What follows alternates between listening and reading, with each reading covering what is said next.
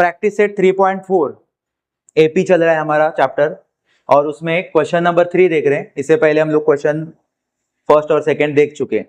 Okay, अभी question number 3 में बोला है Sachin invested in a national saving certificate scheme. एक नेशनल सर्टिफिकेट सेविंग वाली स्कीम है, उसमें सचिन क्या कर रहा है, इन्वेस्ट कर रहा है। समझ में आ रहा है कि नहीं? क्या कर रहा है, कुछ अमाउंट इन्वेस्ट करके रख रहा है। तो उसने फर्स्ट ईयर में, जब उसने इन्वेस्ट चालू किया तो उसने फर्स्ट ईयर में 5000 रुपीज इन्वेस्ट किए। कितने रुपीज इन्वेस्ट किए? फर्स्ट, मतलब उसने फर्स्ट में 5000 रुपीज इन्वेस्ट किए। समझ में आया? क्लियर। उसके बाद द सेकेंड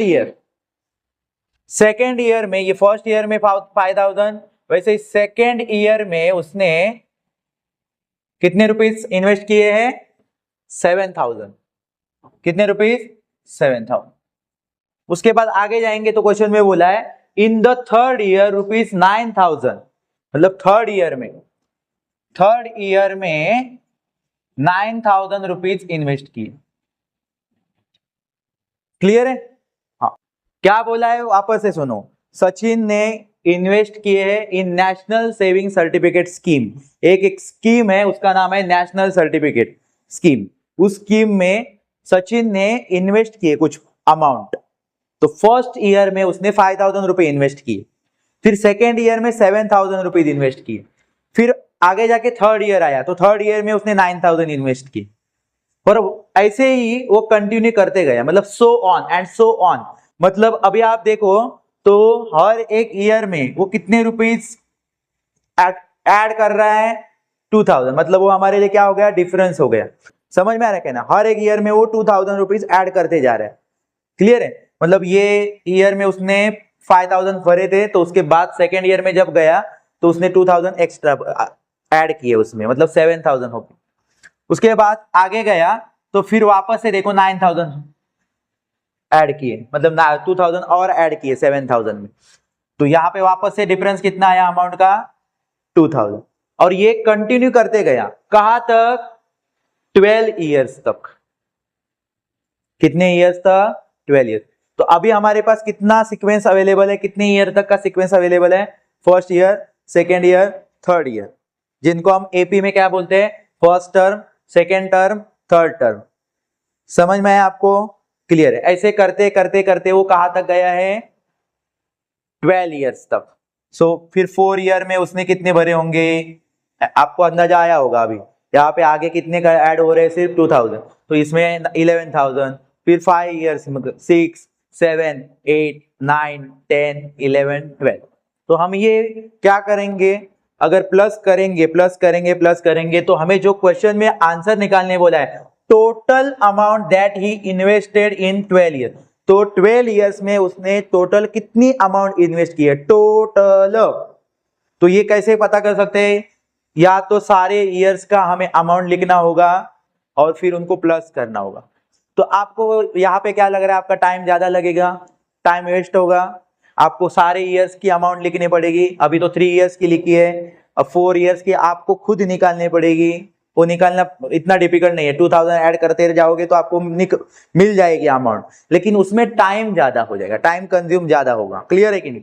तो 4 ईयर, फिर 5 year, 6 year, 7 year, 8 year, 9 year, 10 year, 11, 12 year, और ये सारी अमाउंट आपको प्लस करनी पड़ेगी, तब जाके आपको क्या मिलेगी? जो 12 ईयर्स की जो टोटल अमाउंट है वो मिल जाएगी।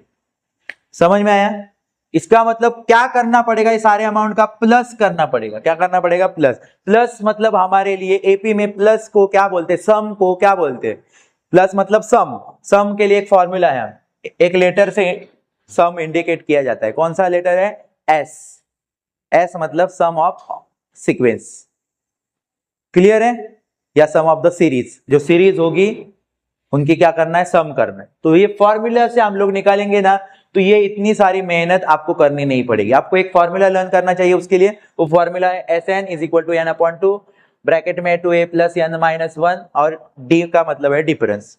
अब ये सारे लेटर को आप जानते हो, फॉर्मूला में जो लेटर दिख रहे हैं उनको सबको आप जानते हो। S का मतलब है सम, n का मतलब है नंबर ऑफ टर्म, जितने टर्म। यहाँ पे अभी नंबर ऑफ टर्म कितने जो ईयर्स के कितने ईयर्स का निकालने बोला है आपको, 12 ईयर, वही आपका नंबर ऑफ टर्म हो गया। मतलब यहाँ पे ऐसे 12 टर्म्स रखेंगे हम, ओके। बट अभी हम लोग ये सारे 12 के 12 टर्म्स नहीं लिखेंगे, बिकॉज हमारे पास फॉर्मूला है, इसीलिए। समझ में आ रहा है कि नहीं? और ए का मतलब तो जानते हो, ए का मतलब क्या होता है, फर्स्ट टर्म। ए का मतलब क्या होता है, मतलब जो स्टार्टिंग का जो रहेगा टर्म, स्टार्टिंग का जो इन्वेस्टमेंट अमाउंट है, वो हमारा फर्स्ट टर्म हो गया। फर्स्ट टर्म को और कौन से लेटर से इंडिकेट करते हैं, ए से, और एक दूसरा है T1 से। किसे, T1। क्लियर है? लेकिन फॉर्मूला में तो T1 लिखा नहीं है, तो हम ए ही समझेंगे, ओके। अभी उसके बाद डी को तो जानते हो, डी क्या होता है, कॉमन डिफरेंस। और कॉमन डिफरेंस देखो, हर एक इन्वेस्टमेंट में 2000 का डिफरेंस है। कितने का डिफरेंस है, 2000 रुपीज का, ओके। यहां तक समझ में आया है आपको? हाँ, तो इसका मतलब इस क्वेश्चन में हमें क्या निकालना है, SN। समझ में आ रहा है कि नहीं? हाँ, कितने टर्म का निकालना है, यहाँ पे टर्म के लिए कौन सा वर्ड है, ईयर, 12 ईयर्स का निकालना है। तो हम कौन सा फॉर्मूला यूज करेंगे, SN का। तो उससे पहले कुछ फॉर्मूला में रखने के लिए कुछ वैल्यू हमारे पास है क्या अवेलेबल, देखते हैं। जैसे कि फर्स्ट टर्म है क्या, डिफरेंस भी हमारे पास अवेलेबल है, और यन भी अवेलेबल है। तो वो पहले लिखेंगे और फिर हम क्या करेंगे, उसको फॉर्मूला में सब्स्टिट्यूट करेंगे। अंडरस्टैंड? तो चलो स्टार्टिंग में पूरी थोड़ी इंफॉर्मेशन लिखते हैं कि क्या है इस क्वेश्चन में, ओके। हाँ, सॉल्यूशन स्टार्ट करते समय आपको स्टार्टिंग में क्वेश्चन में से कुछ इंपॉर्टेंट स्टेटमेंट है वो लिखने पड़ेंगे, मतलब गिवन लिखना पड़ेगा, ओके। आप डायरेक्ट फॉर्मूला में वैल्यू रख के भी कर सकते हो, बट आपके पूरे मार्क्स नहीं मिलेंगे फिर आप। तो प्रॉपर स्टेटमेंट होना जरूरी है, और क्योंकि ये वर्ड प्रॉब्लम है। समझ में आया क्या? तो इसलिए स्टार्ट कैसे करेंगे, जो हमें इंपॉर्टेंट इंफॉर्मेशन है जिसके ऊपर हम लोग डिपेंड होकर क्वेश्चन को सॉल्व करेंगे। तो कौन सा है, amount invested bye Sachin. Sachin ने अमाउंट इन्वेस्ट की थी इन ईच ईयर, हर एक ईयर में उसने एक अमाउंट इन्वेस्ट की थी। वो थी क्या, 5000, 7000, 9000, और ऐसे करते करते करते कितने ईयर्स तक अमाउंट उसने इन्वेस्ट की है, 12 ईयर्स तक। और वो 12 ईयर्स तक कितनी टोटल सेविंग होगी या टोटल इन्वेस्टमेंट होगी, वो हमें क्या करनी है, निकालनी है। तो इसीलिए ये स्टार्टिंग में आपको लिखना जरूरी है। तो इस यहां तक आप लिखने के बाद आपको जो 3 इन्वेस्टमेंट दिए थे उसके बाद आप डॉट डॉट लगा दो, ताकि उन आगे भी सीक्वेंस है। क्लियर है? यहाँ पे स्टॉप नहीं है सीक्वेंस, आगे कहां तक जाने वाली है, 12 ईयर्स तक, ओके। तो चलो इसके बाद ये स्टेटमेंट लिखने के बाद हमें लिखना है, फॉर्मूला में रखने से पहले कुछ फॉर्मूला में जो लेटर है वो उनकी वैल्यू लिखते हैं। जैसे कि फॉर्मूला में ए लेटर है, ए का मतलब है फर्स्ट टर्म, तो फर्स्ट टर्म की वैल्यू के लिए हमें फर्स्ट टर्म का वैल्यू लिखना पड़ेगा स्टार्टिंग में। सो क्या है हमारे लिए फर्स्ट टर्म का वैल्यू, फर्स्ट इन्वेस्टमेंट, मतलब ही हमारी फर्स्ट टर्म है हमारे लिए, ओके। क्लियर है? तो क्या है फर्स्ट टर्म, 5000। तो ए की वैल्यू हमें क्या मिल गई, 5000। समझ में आया? और ये कॉमन डिफरेंस हर एक इन्वेस्टमेंट का क्या है, कांस्टेंट है, मतलब 2000 नहीं आ रहा है। हर एक डिफरेंस में आप देखोगे, हर एक इन्वेस्टमेंट में तो 2000 का कांस्टेंट डिफरेंस आ रहा है। तो ये जो क्वेश्चन है वो एपी है। समझ में आ रहा है? ये क्वेश्चन क्या है, एपी में है। क्लियर है? हाँ, तो फिर हमें डिफरेंस चाहिए अभी। तो डिफरेंस कैसे निकलेंगे, डिफरेंस का मतलब है कि हम लोग जो टर्म 2 होता है उससे टर्म 1 को माइनस करेंगे। समझ में आया? मतलब सेकेंड इन्वेस्टमेंट से अगर हम फर्स्ट इन्वेस्टमेंट को माइनस करते हैं तो हमें डिफरेंस मिल जाएगा, जो मैंने स्टार्टिंग में ही आपको बताया था कि कैसे हम लोगों ने डिफरेंस देखा था चेक करके। और हर एक टर्म में आपको देखा, तो बड़े टर्म से छोटे टर्म को माइनस करना होता है। क्लियर है?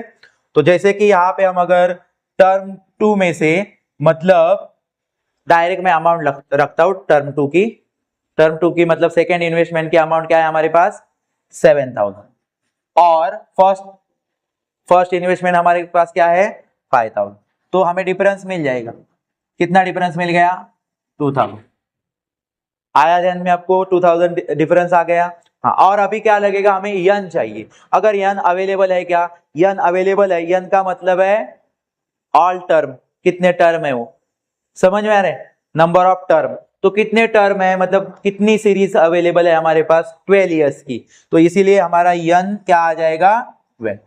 हमें कुछ तो बताया ना कि इतने ही टर्म का आप टोटल अमाउंट निकालो। समझ में आ रहा है कि नहीं, क्लियर है?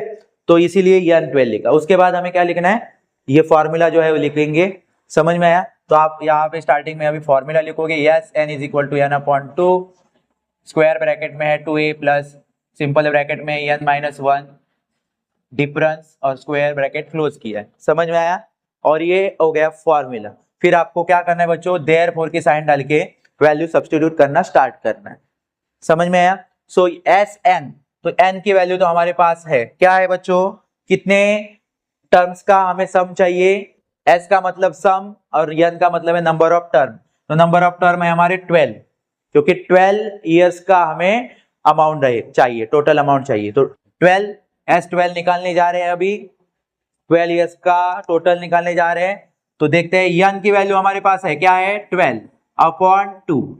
स्क्वायर ब्रैकेट में देखेंगे तो फॉर्मूला में स्टार्टिंग में 2 लिखा है, फिर a है, और 2 और a का रिलेशन क्या है, दोनों एक साथ जुड़े हुए हैं, मतलब उनके बीच में रिलेशन कौन सा है, मल्टीप्लिकेशन का। तो मल्टीप्लिकेशन की साइन देंगे और a की वैल्यू क्या है वो देखेंगे। a का मतलब है फर्स्ट टर्म, मतलब फर्स्ट इन्वेस्टमेंट, इस क्वेश्चन में फर्स्ट टर्म फर्स्ट इन्वेस्टमेंट है, तो 5000, तो 5000 लिखेंगे प्लस n की वैल्यू आपको पता ही है, n की वैल्यू है 12 इयर्स का डाटा पूछा है आपको, तो 12 इयर्स का अमाउंट -1 और डिफरेंस क्या दिया है, व्हाट इज द डिफरेंस, 2000। और आपको ऐसा नहीं है कि टर्म 2 में से टर्म 1 को ही माइनस करके डिफरेंस निकालना है, आप कौन से भी बड़े टर्म से छोटे टर्म को माइनस करेंगे, क्योंकि ये एपी है तो हर जगह पे आपको कांस्टेंट डिफरेंस मिलने वाला है। क्लियर है? सो 2000, और फिर ये आपको अभी आपका यहाँ पे कैलकुलेशन होने वाला है। तो 2 1 जा 2, 2 6 जा 12, तो यहाँ पे आएगा 6। अभी स्क्वायर ब्रैकेट में कैलकुलेशन करते हैं, 2 और 5000 का मल्टीप्लिकेशन हो जाएगा तो क्या आ जाएगा, 10,000। कितनी अमाउंट आ जाएगी, 10,000। ये दोनों का कैलकुलेशन किया तो 10,000 आ गए। आगे कौन सी साइन दिख रही है, प्लस। फिर ये ब्रैकेट सॉल्व करते हैं, 12 - 1 11, कितना आ जाएगा, 11।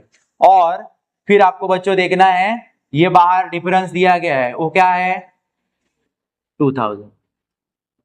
समझ में आ रहा है यहां तक आपको, अंडरस्टैंड? ओके। अभी हमें देखो यहाँ पे आगे का सॉल्यूशन करना है। ओके, तो मैंने 6 लिखा एज इट इज। अभी मैं यहाँ पे क्या करूंगा, आपको प्लस 11 भी दिया है और 11 और 2000 का मल्टीप्लिकेशन दिया है। आप क्या करोगे, पहले मल्टीप्लिकेशन करोगे, आपको पता है ना बॉड मास का रूल्स, याद है ना? हाँ, तो आपको उस तरह से, अभी यहाँ पे बच्चे क्या हो जाते हैं, 10,000 प्लस 11, तो प्लस 11 करते हैं, नहीं, आपको 11 और 2000 का मल्टीप्लिकेशन करना है। तो आपको 11 और अगर करोगे 2000 का मल्टीप्लिकेशन, 11 2 जा 22 और आगे के 0 लिख दोगे तो आपको मिल जाएगा। क्लियर है? यहाँ तक समझ में आया? हाँ, अभी तक हमें वापस से ब्रैकेट ओपन होने वाला नहीं है, क्योंकि ब्रैकेट का पूरा कैलकुलेशन जब तक होता नहीं तब तक आपको ब्रैकेट निकालने नहीं है। जब ब्रैकेट का सॉल्यूशन हो जाता है तो ब्रैकेट ओपन हो जाती है। जैसे कि यहाँ पे 12 - 1 किया तो 11 को मैंने ब्रैकेट दिया, क्या नहीं, ब्रैकेट ओपन हो गया। तो वैसे ही अभी तक अभी ये लास्ट प्लस करेंगे तो ब्रैकेट क्या हो जाएगा, ओपन हो जाएगा। समझ में आया? तो देखो 10,000 और 22,000 का हमें प्लस करना है, क्या करना है, प्लस। तो 10 और 22, 2 1 3, समझ में आ रहा है? और ये 2, फिर आगे 3 0, आप चाहे तो साइड में प्लस कर सकते। समझ में आया? 10 और 22 32 होते हैं और आगे के 3 0 उसके ज्वाइन कर दिए, मिल गया। और इनके बीच में अभी ये रिलेशन क्या था, 6 और ये ब्रैकेट वाले अंदर के वैल्यू के साथ मल्टीप्लिकेशन। कौन सा रिलेशन था, मल्टीप्लिकेशन। समझ में आया? Okay, done. हाँ, फिर जाके आपको क्या करना है, फाइनली मल्टीप्लाई करना है। तो मल्टीप्लाई करेंगे, सो वेट, 6 2 जा 6 0 जा 0, 6 0 जा 0, 6 0 जा 0, 6 2 जा 12, so you write 2 and 1 carry, 6 3 जा 18 and 1 19। so finally हमें ये वैल्यू मिल गई है, जो सचिन का 12 इयर्स का टोटल इन्वेस्टमेंट जो है, टोटल अमाउंट जो है वो कितनी होने वाली है, अगर वो 12 इयर्स तक ऐसे ही टाइप में 2000 ऐड करते करते करते इन्वेस्ट करते गया और 12 इयर्स जब आएगा तो कितनी अमाउंट इन्वेस्ट कर चुका होगा, 1,92,000। फाइनली आपको देयरफॉर डाल के स्टेटमेंट लिखनी होगी, the total amount invested bye Sachin in 12 years is rupees 1,92,000। ये फाइनल आप लिख दोगे। अंडरस्टैंड? क्लियर है? ये समझ में आया आपको क्वेश्चन? क्वेश्चन नंबर 4 देखते हैं। There is an auditorium with 27 rows of seats. There are 20 seats in the first row, 22 seats in the second row, 24 seats in the third row, and so on. Find the number of seats in the 15th row and also find how many total seats are there in the auditorium. देखो यहाँ पे आपको एक पहले question को समझना पड़ेगा कि उन्होंने बोला है कि एक ऑडिटोरियम है और उसमें 27 रोज है। समझ में आया? रोज का मतलब समझते हो ना? हाँ, तो समझो एक ऑडिटोरियम है, तो ऑडिटोरियम इस तरह से रहता है, तो मैं यहाँ पे ऑडिटोरियम ऐसे, ठीक है, तो यहाँ पे ऐसे 27 रो है। ये हो गया एक फर्स्ट रो, समझ में आ रहा है कि नहीं? ये सेकेंड रो हो गया जहाँ पे सिटिंग की अरेंजमेंट की है बैठने के लिए लोगों को। समझ में आ रहा है कि नहीं? सो ऐसे करते करते करते करते ऐसे ये फर्स्ट रो हो गई, ये सेकेंड रो हो गई, ये थर्ड रो हो गई, फिर ये 4 रो, ये 5th रो, ऐसे करते करते करते कितने रो है टोटल? 27 रो है। समझ में? अभी सारे रो बनाने के लिए पॉसिबल नहीं है, हमें वो उतना बनाना भी नहीं है क्योंकि हमारे लिए हेल्प के लिए ये 2 फॉर्मूला अवेलेबल है। सो हम सिर्फ क्वेश्चन को समझेंगे और फिर हम लोग अपने फॉर्मूला में वैल्यू रखेंगे। क्लियर है? तो ये आपकी फर्स्ट रो हो गई, तो मैं लिखता हूं ये फर्स्ट है, ये सेकेंड रो है, ये थर्ड रो है, ये 4th रो है। हाँ, अभी थोड़ा सा इंफॉर्मेशन देखते हैं, कुछ इंफॉर्मेशन में है क्या फर्स्ट रो का, सेकेंड रो का। तो देखो फर्स्ट रो जो है, there are 20 seats in the first row. तो यहाँ पे हमें पता चलता है कि फर्स्ट जो टर्म है, अभी फर्स्ट रो मतलब फर्स्ट टर्म, एपी में हमारे लिए वो क्या हो गया? फर्स्ट टर्म हो गया। ओके, तो वो 20 है, फर्स्ट रो में 20 सीट्स है। फिर आगे देखते हैं कि आगे के जो रो है सेकेंड रो, उसमें 22 सीट है, तो मतलब सेकेंड रो में 22 सीट्स हो गई। फिर आगे कुछ इंफॉर्मेशन है क्या? तो है 24 seats in the third row. मतलब आपको ये पता चल गया होगा कि हर एक रो में 2 सीट्स क्या हो रहे हैं? इंक्रीज हो रहे हैं, बढ़ रहे हैं। क्लियर है? अब यहाँ पे 2 सीट्स बढ़ रहे हैं, मतलब वो हमारा क्या हो गया? कॉमन डिफरेंस हो गया। क्लियर है कि नहीं? हर एक जगह पे देखो 2 बढ़ रहे हैं, यहाँ पे भी देखो 2 बढ़ रहे हैं, ये आगे चलता जाएगा और कहां तक जाने वाला है? 27 रो तक जाने वाला है। क्लियर है कि नहीं? हाँ, तो ये हो गया कॉमन डिफरेंस, क्योंकि कॉमन डिफरेंस यहाँ पे कांस्टेंट वैल्यू में आ रहा है, 2 2 2 हर एक जगह पे आने वाला है। ओके, तो हमें कॉमन डिफरेंस मिल गया और ए मतलब फर्स्ट टर्म भी मिल चुका है। चलो 2 क्लियर हो गई चीजें। लेकिन अभी आगे क्वेश्चन में बोला है कि ये इंफॉर्मेशन देने के बाद आप क्या फाइंड आउट करो? तो find the number of seats in the 50th row. मतलब आपको जैसे ये first row, second, third row, 4th row, आगे जाओगे आगे जाओगे तो कहीं ना कहीं आपको 15th रो भी मिलने वाला है। समझ में आ रहा है कि नहीं? अभी आपको क्या करना पड़ेगा? अगर ये फॉर्मूलाज नहीं होते तो आप क्या करते? हर एक रो के सीट्स लिखना पड़ता आपको, फिर आपका कितना टाइम वेस्ट हो जाता। समझ में आ रहा है कि नहीं? क्योंकि आपके पास सिर्फ 3 रो के सीट्स दिए, आगे क्या आपको बोला है कि ऐसे चलने वाला है कंटिन्यूअसली, तो इसीलिए हमें 15th रो का क्या निकालना है? ये वैल्यू निकालना है। समझ में आ रहा है कि नहीं? तो जब हमें बोला है कि किसी भी टर्म का वैल्यू निकालने वाला है, तो वो हमारे लिए क्या है? टीएन हो गया। वो हमारे लिए क्या हो गया? टर्म का वैल्यू मतलब टीएन, और सिर्फ नंबर ऑफ टर्म होते हैं तो वो सिर्फ एन होता है। जो कितने टर्म है मतलब 27 जो है वो हमारे लिए टर्म हो गए। समझ में आ रहा है कि नहीं? लेकिन यहां पे कोई क्या बोला है कि 15th रो पे कौन सा कितने सीट्स होंगे वो आप बता दो, मतलब आपको टीएन निकालना है। तो टीएन के लिए हमें क्या ज्यादा टेंशन लेने की जरूरत नहीं, क्योंकि हमारे पास टीएन का फॉर्मूला है। तो इसका मतलब अगर T15 निकालने जाएंगे तो हम टीएन का फॉर्मूला यूज करेंगे। T15 निकालने जाएंगे तो हम क्या करेंगे? टीएन का फॉर्मूला यूज करेंगे। बट यहां पे ही क्वेश्चन खत्म नहीं होता है, आगे बोला है कि how many total seats are there in the auditorium. मतलब ये 27 रो में जितने सीट होंगे हर एक रो के, वो आपको टोटल करना है मतलब प्लस करना है। सबको क्या करना है, 27 रो के सीट्स को आपको क्या करना पड़ेगा, हर एक रो के सीट्स को प्लस करते करते करते करते 27 रो के सीट तक आपको प्लस करना पड़ेगा। तब जाके लास्ट में जो पूछा है उन्होंने कि टोटल सीट्स कितने होंगे, वो निकल जाएगा ऑडिटोरियम के। समझ में आ रहा है कि नहीं?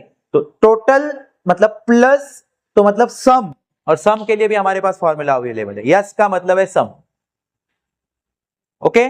मतलब एस एन का फॉर्मूला यूज करके आगे वाला जो बोला है वो भी, मतलब यहाँ पे दो कंडीशन है, तो दोनों कंडीशन में हमें, मतलब फर्स्ट कंडीशन में हमें T15 निकालने बोला है, टर्म नंबर 15 की वैल्यू निकालो, और सेकेंड में हमें निकालने बोला है कि पूरे के पूरे जितने रो है, मतलब 27 रो है, उनका टोटल सीट्स कितना होगा वो निकालो। तो वो हमें एस एन का फॉर्मूला यूज करके निकालेंगे।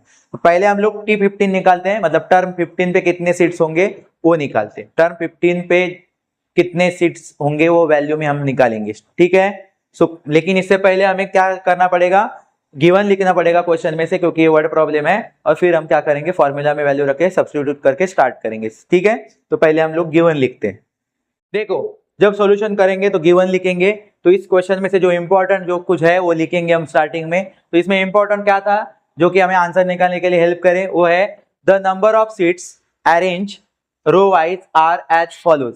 मतलब इस तरह से उन्होंने जो हमें अरेंजमेंट बताई है, हर एक रो के कितने सीट्स है, वो हर एक रो में कितने सीट्स है 20, उसके बाद 22, उसके बाद 22 और 24। तो आपको ये पता चल रहा होगा इस सीक्वेंस को जब रीड करोगे तब, कि हर एक रो में, हर एक सीक्वेंस में, हर एक टर्म में कितने कितने सीट्स बढ़ते जा रहे हैं, नंबर बढ़ते जा रहे हैं, 2 2 2।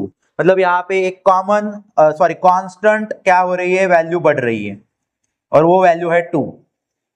पता है ना, ये सिंपल सा जो 20 और 22 है, मतलब 2 का गैप है कि नहीं। तो ये हमें मिल गया, कॉमन डिफरेंस मिल चुका है, मिल गया ना। हाँ, इससे हमें क्या पता चलता है, ये कॉमन डिफरेंस है, ये जो क्वेश्चन है वो एपी है क्या, ये जो सीक्वेंस है वो एपी है क्या, पता चलती है। तो इसीलिए इस सीक्वेंस से हमें ये पता चल जाता है कि जो अबो सीक्वेंस जो दी है, ये वाली जो सीक्वेंस दी है, the above sequence is an AP. The above sequence, above मतलब ये वाली 20 22 24, ये सीक्वेंस क्या है, इज एन एपी। ये आप पहले बता दो, और फिर हम क्या करेंगे, वैल्यू T15 निकालने जाने वाले। क्या निकालेंगे, 15 रो में कितने सीट होंगे वो निकालने जाएंगे। तो मुझे बताओ यहाँ पे क्या क्या वैल्यू लगेंगे हमें। ए लगेगा, ए मतलब फर्स्ट टर्म लगेगा, फर्स्ट टर्म है, यस, फर्स्ट मतलब फर्स्ट वाला रो, फर्स्ट टर्म मतलब क्या है, फर्स्ट वाला रो जो कि 20 सीट्स है। तो ये मिल गया, डिफरेंस मिल गया है, डिफरेंस आपको ओरली में माइंड में ही पता चल रहा है कैलकुलेट करके, समझ में आ रहा है कि 2 आने वाला है। और फिर हमें लगेगा एन, एन अवेलेबल है क्या हमारे पास, है क्या, यस। कितने हैं total seats, sorry total terms कितने हैं, टोटल टर्म्स मतलब हमारे पास यहाँ पे टर्म्स रो है, टोटल रो कितने हैं हमारे पास 27। तो यन भी हमारे पास है। तो सारा लिखते हैं, पहले ए लिखते हैं, ए का मतलब है फर्स्ट टर्म, फर्स्ट टर्म में क्या लिखेंगे 20। उसके बाद डिफरेंस, डिफरेंस अभी क्या करेंगे, कोई भी बड़े टर्म से, मतलब बड़े नंबर से छोटे नंबर को माइनस करेंगे। तो 22 से अगर 20 को माइनस करते हैं तो हमें मिलेगा 2। तो ये हो गया कॉमन डिफरेंस, कॉमन डिफरेंस 2 आ गया। फिर हमें यन है, यन की वैल्यू कितनी है बच्चों, एन मतलब टोटल टर्म्स, ओके। और यहाँ पे टोटल टर्म्स कितने हैं 27 रोज, कितने रोज है टोटल 27, तो 27 लिखा। फिर हमें पहले हमें T15 निकालने बोला है, और टर्म 15 की वैल्यू चाहिए, तो वो पहले निकालते हैं। अभी टर्म 15 की वैल्यू निकालने बोले, मतलब हम कौन सा फॉर्मूला यूज करेंगे, TN का। समझ में आ रहा है आपको, कौन सा फॉर्मूला यूज करेंगे, TN, चलेगा ना। चलो स्टार्ट करते हैं, ये रब करो ना, ओके ओके। उस स्टार्टिंग में हम फॉर्मूला लिखते हैं पहले, Tn is equal to a plus simple bracket में n माइनस 1 और डिफरेंस दिया है। चलो अभी वैल्यू सब्स्टिट्यूट करना स्टार्ट करेंगे। T15 हमें निकालना है, तो T तो T ही रहेगा, ओके। T का मतलब है टर्म, और n हमें 15 है, n कितना है हमारे पास 15, क्यों लिखा, n तो 27 है, बट स्टार्टिंग में हमें 27 का वैल्यू निकालने बोला है क्या, नहीं, यहाँ पे क्या बोला है कि 15th रो पे कितने सीट्स होंगे वो निकालने बोले, तो इसीलिए यहाँ पे मैंने टर्म 15 लिखा है। समझ में आया? क्लियर है? टर्म 15 क्यों लिखा? आप बोलोगे N27 लिखा है आपने सर, समझ में आ रहा है क्या? वो हमें आगे का जो फॉर्मूला यूज करेंगे उसके लिए लिख के रखा है, टोटल टर्म्स के लिए हो गया। लेकिन उससे पहले टोटल टर्म्स का अमाउंट टोटल सीट निकालने से पहले हमें 15th रो के कितने सीट होंगे वो पूछा है, तो इसीलिए हमारे ये यहाँ पे मैंने यहाँ पे वैल्यू में क्या लिखा है, पहले स्टार्टिंग में पहले हम लोग क्या निकालने जा रहे हैं, 15th टर्म पे मतलब 15th रो में कितने सीट्स होंगे वो निकालने जा रहे हैं, इसलिए T15 आ गया आपके ध्यान में। 15 क्यों लिया? ओके, आगे आप ए का वैल्यू देखेंगे, या तो आप स्टार्ट वापस से 2 टाइम आपको वैल्यू लिखने पड़ेंगे, नहीं तो जब आप एसएन का फॉर्मूला यूज करने जाओगे तो उस वापस से आपको ए लिखना पड़ेगा, डिफरेंस निकालना पड़ेगा और फिर N27 लिखना पड़ेगा। अगर आप यहाँ पे 15 ले रहे हो तो कोई प्रॉब्लम नहीं, यहाँ पे 15 लो चाहिए तो, कंफ्यूज हो रहे हो तो। समझ में आया? नहीं तो एक बार में ही लिख दो और फिर अब दोनों बार फॉर्मूला यूज करो सिर्फ। समझ में आया? चलो यहाँ पे हम n को 15 ही लिखते ताकि हमारा कंफ्यूजन ना हो। समझ में आया? फिर आगे जाएंगे, ए का वैल्यू कितना है 20 प्लस, आगे जाएंगे तो सिंपल ब्रैकेट है और n है, n का वैल्यू हमारे पास कितना है 15 -1 और डिफरेंस कितना है बच्चों 2, डिफरेंस क्या आया 2। ओके, फिर हम कैलकुलेट करने जा रहे हैं। अभी देखो 20 तो बाहर है, ब्रैकेट को सॉल्व करते हैं, 15 -1 आ गया तो कितना आएगा 14, और बाहर डिफरेंस जो है उनका रिलेशन क्या है इस ब्रैकेट के साथ, मल्टीप्लीकेशन का, सो मल्टीप्लीकेशन, और ब्रैकेट ओपन हो जाएगा क्योंकि 15 -1 कैलकुलेशन करके एक फिगर मिल गया, एक नंबर में, हाँ 14 मिल गया, तो ब्रैकेट क्या हो गया ओपन हो गया। फिर हमें देखना है, आगे जाएंगे तो अभी हमें पहले क्या करना पड़ेगा, मल्टीप्लीकेशन की प्लस मल्टीप्लीकेशन करेंगे, सो 14 टू जा 20, तो 48 मिल गया, 20 प्लस 28 कितना मिल गया 14। मतलब जैसे कि यहाँ पे पहले रो में 20 सीट्स थे, फिर सेकेंड रो में 22 सीट्स थे, थर्ड रो में 24 सीट्स थे, ऐसे करते करते करते करते अगर हम लोग 15th रो में जाएंगे तो कितने सीट्स मिलने वाले हैं वहां पे 48 सीट्स। समझ में आया?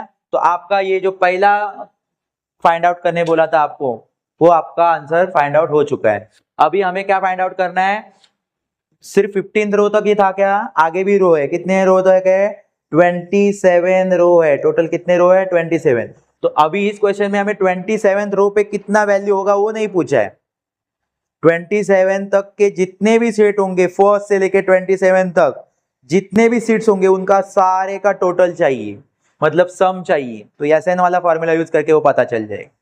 क्लियर है?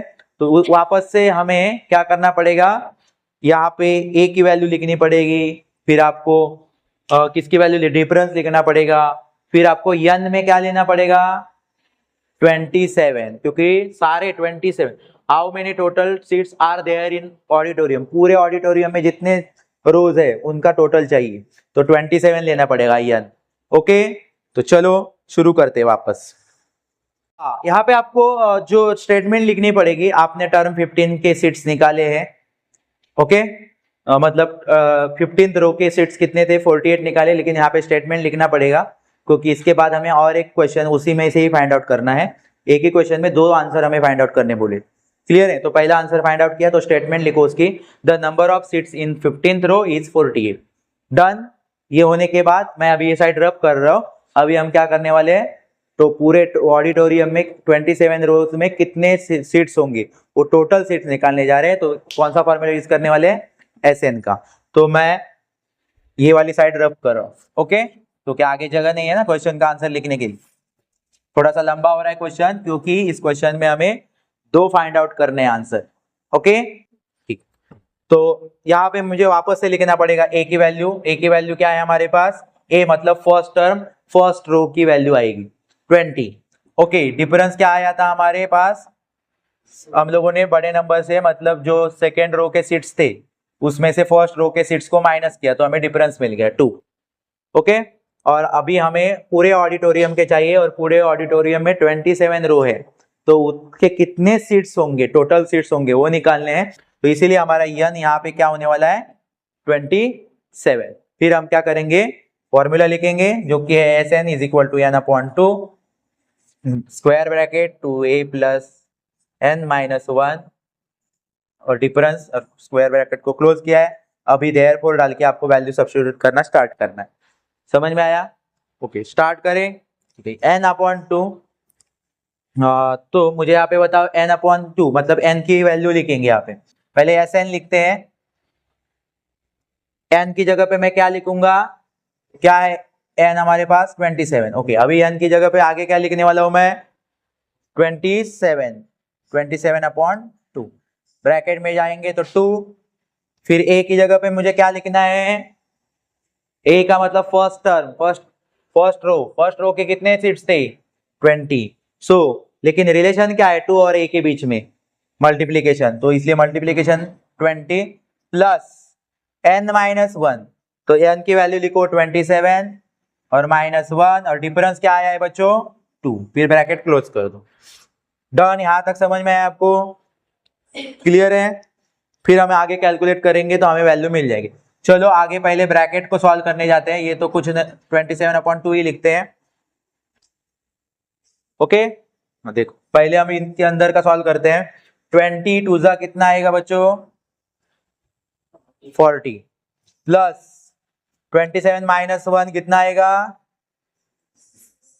26। और ये ब्रैकेट के बाहर जो डिफरेंस दिया है 2, उसका और ये ब्रैकेट का क्या रिलेशन था, मल्टीप्लाई। समझ में आया? ब्रैकेट अभी ओपन नहीं होगा क्योंकि अब भी बाकी है उसमें से कैलकुलेशन करना ब्रैकेट के अंदर। सो आगे करता हूं यहाँ पे। देखो S 27 is equal to 27 upon 2 और स्क्वायर ब्रैकेट में कैलकुलेशन करते हैं। पहले हम मल्टीप्लाई करेंगे। समझ में आ रहा है? 40 प्लस 26 करोगे तो गड़बड़ हो जाएगी। समझ में आ रहा है? तो पहले मल्टीप्लाई करना है क्योंकि बॉड मास का रूल हमें पता है।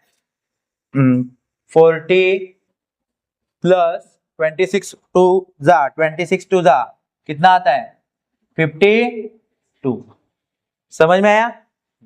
फिर एस 27 है। अभी तक इसको हम लोग डिवाइड नहीं कर रहे हैं क्योंकि 2 से डिवाइड करेंगे तो पॉइंट में आंसर आएगा। 27 पूरी तरह से डेसिमल पॉइंट में आंसर आने वाला है। ओके, तो इसलिए हम लोग डिवाइड करेंगे ही नहीं। तो अभी हम लोग लास्ट में कैंसलेशन करते समय देखो कैसे करना है। 40 और 52 को प्लस करते हैं तो कितना मिलेगा, 92। लेकिन अभी हमें ब्रैकेट नहीं डालना है क्योंकि अभी 1 फिगर बाहर निकल गया। हाँ, और ये 27 अपॉन 2 और ये ब्रैकेट का क्या रिलेशन था, मल्टीप्लाई का। कितना क्या रिलेशन था, मल्टीप्लाई। अभी यहाँ पे देखो, अभी हम क्या करेंगे, ये आपको पता ही है कि ऐसे होता है क्रॉस में कोई नंबर, तो हम क्या कर सकते हैं, इसको अगर डिविजिबल है तो कैंसिल आउट कर सकते हैं। तो देखो 2 से अगर 92 को हम कैंसिल करेंगे तो क्या मिलेगा हमें, 46। क्या मिलेगा, 46। आप चाहे तो डिवाइड करो साइड में, लेकिन 10th स्टैंडर्ड के बच्चे हो तो आप लोग तुरंत कैलकुलेट करना है। ठीक है, हाँ, तो 2 4 जा 8, तो 1 हम लोग क्या करेंगे, नीचे लिखेंगे तो 12 हो जाएगा। तो 2 6 जा 12, इस तरह से 46 आया है वो। फिर 27 इंटू 46, इनका लास्ट में हमें क्या करना है बच्चों, मल्टीप्लीकेशन करना है। तो हमें ये ऑडिटोरियम में कितने टोटल सीट्स होंगे वो पता चल जाएंगे। ओके, तो अगर मल्टीप्लाई करेंगे तो ये अभी 2 फिगर का मल्टीप्लाई है तो साइड में करो आप। ठीक है, तो 7 6 जा 42, 4 कैरी हो गया, 7 4 जा 28 एंड 4 32। अभी सेकंड नंबर से करने पहले आपको 0 देना होता है, ये तो याद है ना। ठीक है, 2 6 जा 12, फिर 1 कैरी हो गया, 2 4 जा 8 और 1 9, फिर इनको प्लस करना होता है, 2 4 9 3 12। देखो आपके टोटल सीट्स निकल गए। क्या टोटल सीट्स है, 1242। तो आपको इस ऑडिटोरियम में जो टोटल सीट्स पूछे थे वो कितने हैं, 1242। और 15th रो पे कितने सीट्स थे, तो वो थे 48। आया समझ में? इंपॉर्टेंट क्वेश्चन है, एग्जाम में आते हैं ऐसे टाइप के क्वेश्चन, ज्यादा मार्क्स के लिए आपको उनको सॉल्व करना है। ओके, लास्ट में स्टेटमेंट लिखो। लास्ट में आपको स्टेटमेंट लिखना है, total seats in the auditorium are 1242। Clear है, समझ में आया? ओके, नेक्स्ट क्वेश्चन है क्वेश्चन नंबर 5। कारगिल का टेम्परेचर दिया है, was recorded in a week from Monday to Saturday. All readings were in AP. मतलब कारगिल के टेम्परेचर में मंडे से सैटरडे तक क्या दिया है, वहां का टेम्परेचर दिया है, और सारी जो रीडिंग दी है टेम्परेचर की वो एपी फॉर्म में है, मतलब एक सीक्वेंस में कांस्टेंट डिफरेंस रहने वाला है। क्लियर है? हाँ, मतलब कॉमन डिफरेंस सेम होगा। और the sum of temperatures of Monday and Saturday was 5 degree Celsius more than sum of the temperatures of Tuesday and Saturday if temperature of Wednesday was minus 30 degree Celsius, then find the temperature on the other 5 days. अभी Monday to Saturday दिया है, मतलब एक Sunday उसमें से लिया नहीं है, संडे का टेम्परेचर दिया नहीं है, क्या बोला है, मंडे टू सैटरडे। तो मंडे टू सैटरडे कितने डेज होंगे, 6 डेज, इसलिए और एक डे का उन्होंने दिया है टेम्परेचर माइनस 35 डिग्री, कौन सा, वेडनेसडे का। क्लियर है कि नहीं? तो कितने डेज बचेंगे फिर, 5 डेज का, इसलिए 5 डेज का हमें टेम्परेचर निकालना। तो मैं अगर समझो यहाँ पे मंडे से सैटरडे लिखता हूँ, पहले क्वेश्चन को समझ लेते हैं। ये मंडे हो गया, ट्यूसडे, फिर वेडनेसडे, थर्सडे, फ्राइडे और सैटरडे। ओके, टोटल कितने डेज हो गए, 1 2 3 4 5 6। ओके, ठीक है। उसमें से एक डे का टेम्परेचर दिया गया है, वो है वेडनेसडे, उसका क्या टेम्परेचर दिया है, माइनस 30 डिग्री। सो उन्होंने पूछा है कि ये बाकी डेज जो है Monday, Tuesday, Thursday, Friday, Saturday, उनका टेम्परेचर क्या होगा, ऐसे पूछा है। समझ में आया क्या? बट उसमें भी कंडीशन डाले उन्होंने, आपकी हेल्प के लिए एक टेम्परेचर अवेलेबल है वेडनेसडे, क्वेश्चन का आंसर बाकी का सॉल्व करने के लिए। और क्या हेल्प है, तो एक और हेल्प है, आपको एक कंडीशन बोलिए। जो पहली कंडीशन है उसमें बोला है कि मंडे एंड सैटरडे, मतलब मंडे एंड सैटरडे कौन सा, ये वाला, ये मंडे और ये सैटरडे, इनका जो टेम्परेचर है वो 5 डिग्री सेल्सियस ज्यादा है। कितना डिग्री सेल्सियस ज्यादा है, 5 डिग्री सेल्सियस मोर। ओके, तो मोर मतलब प्लस, ओके, मोर का मतलब ज्यादा ना, तो प्लस करें, ठीक है। Then sum of the temperature of Tuesday and Saturday, लेकिन किससे ज्यादा है मंडे टू सैटरडे का टेम्परेचर, वो है किसके सम से ज्यादा है, दो ट्यूसडे और सैटरडे, मतलब ट्यूसडे और सैटरडे के टेम्परेचर से ज्यादा। मंडे से लेके सैटरडे, मंडे और सैटरडे का टेम्परेचर जो है वो 5 डिग्री सेल्सियस ज्यादा है, कौन से डेज से, ट्यूसडे और सैटरडे के टेम्परेचर से 5 डिग्री सेल्सियस किसका टेम्परेचर ज्यादा है, मंडे और सैटरडे के टेम्परेचर का। मंडे टू नहीं, मंडे टू सैटरडे नहीं, सिर्फ मंडे और सैटरडे का टेम्परेचर 5 डिग्री सेल्सियस मोर है, ज्यादा है, कौन से डेज से, ट्यूसडे और सैटरडे के डेज से। आया, समझ में आ रहा है, क्लियर है? हाँ, ओके। एंड का मतलब है वही 2 दिन, ट्यूसडे और सैटरडे 2 ही दिन। टू आता, अगर ट्यूसडे टू आता, ट्यूसडे टू सैटरडे बोलता, तो फिर ये सभी दिन आते। सो आ रहा है दिमाग में तुम लोगों के क्या बोल रहा हूं मैं? ओके, उसके बाद हमें ये हो गई कंडीशन, ये हमारे 2 कंडीशन, ठीक है। ओके, तो हम लोग अभी स्टार्टिंग में हमारे पास सिर्फ -30 डिग्री सेल्सियस जो कि वेडनेसडे का टेम्परेचर है, वो छोड़ के बाकी किसी के भी टेम्परेचर हमारे पास नहीं।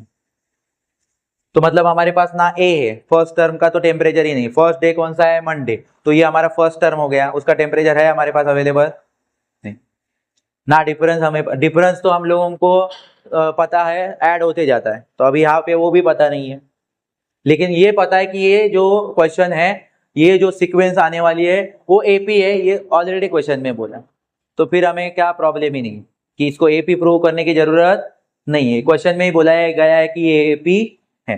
तो फिर यहाँ पे ऐसे टाइम में हम लोग क्या करते, जब कोई चीज का वैल्यू हमारे पास अवेलेबल नहीं है तो हम लोग एक वैल्यू अज्यूम करते, पता है ना आपको। तो यहाँ पे हम लोग कुछ वैल्यू समझेंगे, कोई अल्फाबेट में वैल्यू समझते हैं, पता है ना, या तो एक्स यूज करते हैं या ज्यादातर हम लोग ए यूज करते हैं। तो यहाँ पे हम ए यूज करेंगे बिकॉज हमारा फर्स्ट टर्म ए से शुरुआत होता है, तो इसलिए हम लोग यहाँ पे जब टेम्परेचर को की वैल्यू समझने वाले हैं, एक अज्यूम करने वाले हैं, तो कौन से लेटर से इंडिकेट करेंगे, ए लेटर से। तो चलो शुरू करते हैं वो स्टेटमेंट। स्टार्टिंग में हम गिवन लिखेंगे, डायरेक्ट वैल्यू सब्स्टिट्यूट करना शुरू नहीं करना है, आपको पहले शुरुआत में बताना पड़ेगा कि हम यहाँ पे लेट मतलब समझो कि हम क्या करने वाले हैं, मंडे से लेके सैटरडे तक जो टेम्परेचर है उसके वैल्यू आप क्या करने वाले हैं, अज्यूम करने वाले हैं। और स्टार्टिंग में मैंने क्या लिखा है, क्वेश्चन में हमें बोला था कि ये जो क्वेश्चन है वो एपी फॉर्म में है। ओके, तो यहाँ पे हम लोगों ने लिखा Monday to Saturday in AP B. तो हम लोग पहला टेम्परेचर फर्स्ट डे का मंडे के लिए हम लोग क्या लेटर अज्यूम कर रहे हैं, ए। तो आ गया ए, समझ में आया। फर्स्ट डे के लिए क्या मिला हमें, ए, मंडे के लिए। आगे जाएंगे तो पता है आपको, आगे का जब सीक्वेंस में नंबर आता है एपी में तो उसमें वही रहता है क्या वैल्यू, उसमें क्या होता है, कॉमन डिफरेंस बढ़ जाता है। मतलब क्या होगा, एक अमाउंट बढ़ने वाली है।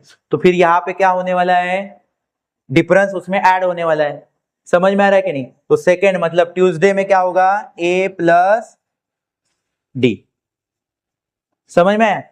हाँ, ये 1D है, अभी 1 तो लिखते नहीं है इसलिए मैंने सिर्फ D लिखा, A प्लस डी।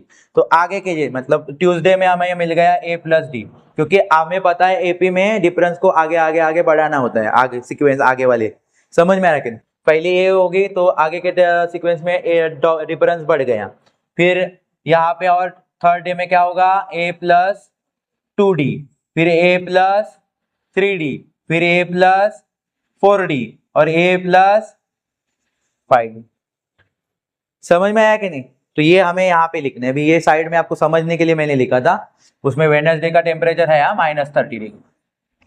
तो देखो A प्लस डी आया, फिर A plus 2D, A plus 3D, A plus 4D, 4D D मतलब डिफरेंस, ओके, और A plus 5D। Total 6 days है हमारे पास। समझ में आ रहा है कि नहीं। 1 2 3 4 5 6, उसमें से एक डे का तो टेम्परेचर है, फिर भी हम लोगों ने शुरुआत में लिख दिया है। क्लियर है।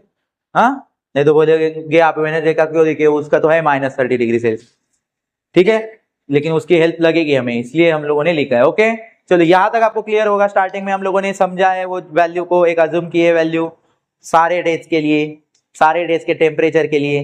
ओके, आगे जाएंगे तो अभी हम लोगों को कंडीशन देखनी है, जो फर्स्ट कंडीशन में बोला था वो देखेंगे। फर्स्ट कंडीशन में क्या बोला था यहां पे लिखेंगे अकॉर्डिंग टू फर्स्ट कंडीशन। अभी कंडीशन हमें पढ़नी पड़ेगी अच्छी तरह से, कंडीशन को समझो वापस से।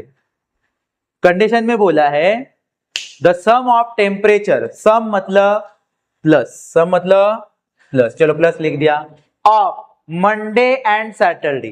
किसका किसका बोला है, मंडे, किसका सम, मंडे एंड सैटरडे। क्लियर है, ठीक, ओके। कितना है, was 5 degree Celsius more then, मतलब 5 डिग्री सेल्सियस मोर है, ज्यादा है, मतलब प्लस में। समझ में आ रहा है, ज्यादा मतलब प्लस, डिक्रीज मतलब माइनस, समझ में आया, इंक्रीज मतलब प्लस। हाँ, तो more than sum of temperature, किससे ज्यादा, इसलिए उस साइड में 5 डिग्री सेल्सियस लिखा है। किससे ज्यादा है ना, किससे तो ज्यादा होगा ना, इसलिए वो साइड में लिखना है। किससे ज्यादा है, ट्यूसडे एंड सैटरडे के सम से, मतलब इनमें भी सम हो रहा है। देन सम ऑफ टेम्परेचर, सम मतलब प्लस, किसका सम, ट्यूसडे और सैटरडे के टेम्परेचर। समझ में आया, समझ में आया। तो यहां पे लिखेंगे ट्यूसडे और सैटरडे के टेम्परेचर से कितना ज्यादा है इनका टेम्परेचर, 5 डिग्री सेल्सियस। समझ में आ रहा है, ये हम लोगों ने कंडीशन बनाना। Done, any doubt. ये कंडीशन आपको सोच समझ के अच्छी तरह से लिखनी है, और ये कंडीशन में आप कंडीशन ना लिखे डायरेक्ट भी यहाँ पे वैल्यू रखेंगे तो भी चलेगा, लेकिन आपको समझने के लिए मैंने ये सारे पहले डेज के नाम लिखे ताकि हमें पता चले, और फिर हम लोग वैल्यू सब्स्टिट्यूट करने जाएंगे। समझ में आया, ओके, क्लियर। चलो फिर अभी पता होना चाहिए हमें मंडे। अभी मंडे के लिए हम लोगों ने क्या दिया है, क्या लेटर अज्यूम किया है, ए। तो मंडे की जगह पे मैं ए लिखूंगा, लिख दिया। आगे कौन सी साइन है, प्लस। अभी सैटरडे, तो सैटरडे का क्या है हमारा, सैटरडे लास्ट डे है हमारे, Monday to Saturday last day, a plus 5D। ओके, ए प्लस 5D, ठीक है। आगे इज इक्वल टू की साइन है, ये तरीके से हमें लिखने के लिए आसान हो जाएगा। क्लियर है, डायरेक्ट वैल्यू सब्स्टिट्यूट करने में हम शायद एक बार कंफ्यूज हो सकते हैं, ठीक है।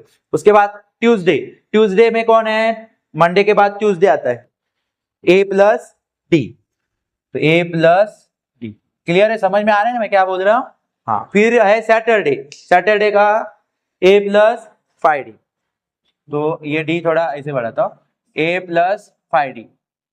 और लास्ट में कौन बचा है हमारे पास? एक नंबर है 5 डिग्री सेल्सियस, तो एक सिंगल ओनली नंबर है, ठीक है। बाकी के सबके साथ वेरिएबल है, मतलब अल्फाबेट है, सिर्फ एक नंबर छोड़ के। समझ में? फाइनली वही हमारा वैल्यू हो जाएगा। ओके, ये सारे कैंसिल होने वाले हैं अभी, क्योंकि अभी ये क्या बन गया, एक इक्वेशन बन चुके हैं ना। तो अभी ये इक्वेशन में हम लोग क्या करते हैं, जो लाइक टर्म रहेंगे, एक जैसे टर्म होंगे, वो साइड चेंज करेंगे, एक दूसरे के साथ क्या हो जाएंगे, माइनस हो जाएंगे कहीं ना कहीं। तो देखो अभी ये a है प्लस a है प्लस 5d, तो पहले ये दोनों a लाइक टर्म है, तो ये 1 1 करके कितने a हो गए, 2a प्लस 5d। पहले इनको जमा कर देते हैं, फिर हम लोग कैंसिल करते हैं। ओके, ठीक है। फिर अभी यहाँ पे देखेंगे तो एक a, ये एक a, कितने a हो गए वापस इधर भी 2a, प्लस ये एक d और ये 5d, कितने हो गए 6d, और एक सिंगल नंबर बचे 5। ओके, समझ में आया? हाँ, अभी यहाँ पे मुझे बताओ हम लोग क्या करेंगे लाइक टर्म को। अभी लाइक टर्म जो है वो एक इज इक्वल टू के दूसरी साइन की तरफ है, तो ऐसे में जब इज इक्वल टू की साइन क्रॉस करके कोई नंबर आता है तो उसकी साइन क्या हो जाती है, चेंज हो जाती है। तो मतलब अगर 2a इधर के साइड में आएगा तो 2a इधर प्लस में, तो ये माइनस हो जाएगा इधर आके। तो वह आप चाहिए तो आप माइनस करके दिखाओ, नहीं तो डायरेक्ट कैंसिल कर दो अपने माइंड। समझ में आ रहा है? एक तो आप क्या करो, इनको बुलाओ, एक स्टेप सिर्फ एक्स्ट्रा लिखनी पड़ेगी आप, वो एक स्टेप जो है एक्स्ट्रा करने से वजह मैं डायरेक्टली कैंसिल कर रहा हूं। ओके, ठीक है। और फिर मैं क्या करूंगा, ये दोनों 2a गए, इतना तो समझ में आया आपको? ठीक है। अभी मैं क्या करने वाला हूं, यहाँ पे 5d है और ये 6d है, ये भी एक लाइक टर्म है, नंबर तो डिफरेंट है लेकिन वेरिएबल तो सेम है उनका dd। तो फिर हम क्या करेंगे, यहाँ पे किसको बुलाएंगे, 6d को अगर यहाँ पे बुला देते हैं तो प्लस में है वो, तो माइनस होगा, क्या हो जाएगा, माइनस। अब ये डायरेक्ट कैंसिल नहीं होगा, वो सेम होता तो डायरेक्ट कैंसिल हो जाता। समझ में आ रहा है कि नहीं? ओके, फिर हमें इधर कौन बच रहा है, फिर सिर्फ कौन बच रहा है, प्लस 5। तो 5 लिख दिया तो भी वो प्लस ही होता है, आपको पता है ना। ठीक है, अभी यहाँ पे मुझे बताओ कि ये माइनस और प्लस, 5d प्लस में 6d माइनस में, प्लस माइनस क्या हो जाएंगे, माइनस। तो क्या आ गया आपके पास आंसर, -1d। तो 1 तो लिखते नहीं है इसलिए सिर्फ d लिख दिया। ठीक है, d का मतलब डिफरेंस है, मतलब अभी हमें डिफरेंस मिलेगा। क्या मिलेगा, डिफरेंस। तो एक बार डिफरेंस मिल गया तो फिर हम फर्स्ट टर्म निकालेंगे, और फर्स्ट टर्म मिल गया ना तो सारे टेम्परेचर अपने आप निकल जाएंगे। क्लियर है? क्योंकि सारे टेम्परेचर के इक्वेशन हम बना चुके हैं पहले। फिर ए की वैल्यू और डिफरेंस की वैल्यू सिर्फ रखनी है, उनकी जगह पे सब्स्टिट्यूट करनी है। एक डे का हम लोग क्या करेंगे, कैलकुलेशन करेंगे। तो यहाँ पे 5 है, लेकिन आपको पता है लेटर वेरिएबल के साथ माइनस साइन रहेगी, तो ये माइनस साइन किसको चला जाएगी, उसके वैल्यू को चली जाएगी। समझ में आ रहा है क्या? तो डी की वैल्यू कितनी आई, -5। समझ में आया? या तो आप 5d को इधर भेज देते और ये +5 को इधर भेज देते, तो आपको वो ये करना नहीं पड़ता, वेरिएबल को माइनस साइन नहीं होती, फिर वो नंबर को ही मिल जाती। समझ में आ रहा है क्या नहीं आपको? मतलब ये क्या हो जाता, 5d को इधर भेज देते तो बराबर माइनस हो जाता, और ये +5, मतलब फिर हम लोगों को सिर्फ लास्ट में उनको d को पहले लिखना पड़ता और नंबर को बाद में लिखना पड़ता। तो ये कोई प्रॉब्लम नहीं, इससे तो आपको पता ही है। क्लियर है, समझ में आया ना आपको? ठीक है, तो ये हो गया d का वैल्यू, डिफरेंस मिल गया। अभी तक सारे डेट्स के टेम्परेचर मिले नहीं है, अभी मिलने वाले। ये d मिल गया आपको। अभी हम क्या करेंगे, सेकेंड कंडीशन में जाएंगे। तब सेकेंड कंडीशन से हमें क्या मिल जाएगा बच्चों, a मिलेगा, मतलब फर्स्ट टर्म मिलेगा। अभी सेकेंड कंडीशन क्या है, सेकेंड कंडीशन वेडनेसडे का टेम्परेचर दिया है -30 डिग्री सेल्सियस। समझ में आया? मैं ये साइड रब कर देता हूं ताकि आपको बता सकूं कि क्या करेंगे हम नेक्स्ट स्टेप में। थोड़ा सा, हाँ, यहां पे हमें लिखना पड़ेगा according to second condition. According to second condition हमें क्या करना है, वेडनेसडे और -30 डिग्री सेल्सियस, ये सेकेंड कंडीशन है। वेडनेसडे के लिए हम लोगों ने इक्वेशन बनाया है, क्या बनाया है, a + 2d और उसमें वहां का टेम्परेचर दिया है, वेडनेसडे का टेम्परेचर दिया गया है, क्या दिया है -30। अभी इस इक्वेशन से हमें क्या फायदा होगा, इस इक्वेशन से हमें ए की वैल्यू मिलेगी, मतलब फर्स्ट टर्म की वैल्यू मिलेगी। समझ में आ रहा है कि नहीं? सो हम वैल्यू सब्स्टिट्यूट करना स्टार्ट करते हैं। ए तो पता नहीं है तो ए लिख दिया, प्लस 2, डिफरेंस क्या मिला है हमें -5 इज इक्वल टू -30। अभी यहाँ पे पता है हमें क्या करना है, पहले ये मल्टीप्लाई करके लेते हैं, a प्लस 2 5 10, बट कौन से 10 आएंगे, -10। कौन से 10 आएंगे, माइनस। क्यों माइनस, क्योंकि 5 माइनस में एक नंबर प्लस में, तो प्लस माइनस माइनस, इसलिए -10 इज इक्वल टू -30। अभी पता है आपको लाइक टर्म क्या हो जाते हैं, एक साथ मिल जाएंगे। तो लेकिन ये लाइक टर्म -10 का लाइक टर्म किधर है, माइनस दूसरी तरफ है, इज इक्वल टू की दूसरी तरफ है। तो इसका मतलब -10 को दूसरी तरफ जाना है तो वो अपनी साइन चेंज करेगा। तो -10 अगर दूसरी तरफ जाता है तो वो क्या हो जाएगा, +10 हो जाएगा। मतलब ही अगर हम आगे करेंगे तो ए ही रहेगा, क्योंकि -10 तो क्या करने वाला है, उस तरफ जाने वाला है। a इज इक्वल टू -30 और -10 उधर गया तो क्या हो गया, +10। सो इस तरह से हमें -30 + 10 मतलब प्लस माइनस क्या हो जाएगा, -30 में से 10 गया, कितना रहेगा 20। और ग्रेटर नंबर की साइन देनी होती है, तो ग्रेटर नंबर 30 है, उसकी साइन कौन सी है, माइनस। इसका मतलब a का वैल्यू हमें -20 मिल गया। a मतलब हमारे लिए कौन था, मंडे। कौन था, मंडे। मतलब मंडे का टेम्परेचर मिल गया। और कौन सा टेम्परेचर हमें पहले ही दिया था, वेडनेसडे -30। तो 2 डेज के टेम्परेचर हमें मिल चुके, अभी 4 डेज के बाकी है। तो अभी ये क्या करना है, हमें ए की वैल्यू सब्स्टिट्यूट करते जाएंगे तो आगे के टेम्परेचर भी मिलेंगे। मतलब अगर ट्यूसडे का अभी टेम्परेचर निकालने जाएंगे तो ट्यूसडे का पहले इक्वेशन लिखेंगे जो स्टार्टिंग में हमने बनाया था। इक्वेशन हमने बनाया था a + d। Okay, so a की वैल्यू अभी निकालिए, जस्ट -20 प्लस डिफरेंस क्या आता है हमारे पास, -5। तो पहले हम लोग क्या करते हैं, -20 प्लस माइनस -5। ओके, फिर फाइनली क्या हो जाता है, माइनस प्लस 20 और 5 प्लस करेंगे तो 25 मिलेंगे। और ऐसे में हमें कॉमन साइन देनी होती है, तो कॉमन साइन दोनों की है माइनस, तो -25। तो ट्यूसडे का मिल गया। अभी आपको पता चल गया होगा कि मंडे का -20 है, ट्यूसडे का -25 है। तो वेडनेसडे का तो दिया था, वेडनेसडे का क्या दिया था, -30 क्वेश्चन में ही दिया था। हाँ, तो आगे थर्सडे का कितना होगा, 35। ये अभी 5 नंबर इंक्रीज हो रहा है। अभी समझ में आ रहा है कि नहीं? तो आगे के टेम्परेचर आप डायरेक्ट भी लिख सकते हो, या तो आप क्या करो, इक्वेशन लिखो और फिर उनकी वैल्यू सब्स्टिट्यूट करके लिख दो। समझ में आया? जैसे कि वेडनेसडे का तो डायरेक्ट लिख दिया मैंने, क्योंकि वो क्वेश्चन में दिया था -30। अभी अगर मुझे थर्सडे का निकालना है तो मैं डायरेक्ट -35 लिखूंगा तो भी चलेगा, क्योंकि क्वेश्चन में बोला था कि एपी है और हमें पहले मंडे से ट्यूसडे और वेडनेसडे के टेम्परेचर से ये पता चल रहा है कि 5 टेम्परेचर क्या हो रहा है, इंक्रीज हो रहा है। और 5 टेम्परेचर इंक्रीज होगा, मतलब होगा ही, क्योंकि क्या है, क्वेश्चन एपी है। क्वेश्चन क्या है, एपी है। और एपी में डिफरेंस जो रहता है वो हर एक टर्म में कांस्टेंट रहता है। तो आप डायरेक्ट लिखोगे तो भी चलेगा, या तो आप क्या करो, इक्वेशन लिख दो। अभी यहाँ पे क्या आएगा, वेडनेसडे का a + 2d था और थर्सडे का क्या आएगा, a + 3d।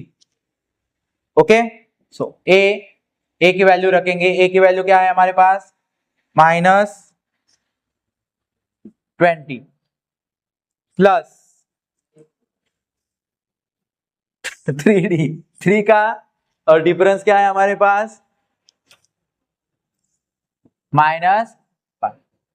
समझ में आ रहा है आप लोगों को? ओके, नाउ अगर -20 करते हैं प्लस 3 5 क्योंकि ये अभी ब्रैकेट में रिलेशन है उनका, दोनों का, दोनों नंबर क्या है, एक साथ आ रहे हैं, तो क्या उनका रिलेशन, उनका मल्टीप्लाई। तो 3 5 15, लेकिन -15 होंगे। क्यों, क्योंकि एक नंबर माइनस में, एक नंबर प्लस में, तो क्या आएगा, -15। तो जरा देखो अभी 20 और 15 कितने होते हैं, माइनस माइनस प्लस, 20 और 15 क्या होंगे, 35, और कॉमन साइन -35। समझ में आ रहा है कि नहीं? देखो 20 -20 -25 -30 -35, लास्ट में क्या हो सकता है, फ्राइडे का -40 और सैटरडे का क्या होगा, -45। समझ में आया बच्चों? ये आगे का आप लोग कर पाओगे इस तरह से। मैं यहाँ पे डायरेक्टली लिखता हूँ, फ्राइडे आएगा -40, सैटरडे आएगा -45। ओके, बट आप अगर इक्वेशन लिखे उसमें वैल्यू सब्स्टिट्यूट करेंगे तो वो बेटर रहेगा, या डायरेक्ट लिखोगे तो भी चलेगा। डन। ओके ओके, यही तो निकालने बोला था हमें क्वेश्चन में। 5 डेज का टेम्परेचर चाहिए था, ये लो 5 डेज का टेम्परेचर। मंडे का लो -20, ट्यूसडे का लो -25, वेडनेसडे का आपने ही दिया था -30, थर्सडे का -35, फ्राइडे का -40, सैटरडे का -45। इस तरह से ये बहुत ही इजी क्वेश्चन क्या हो गया, सॉल्व हो गया। क्लियर है?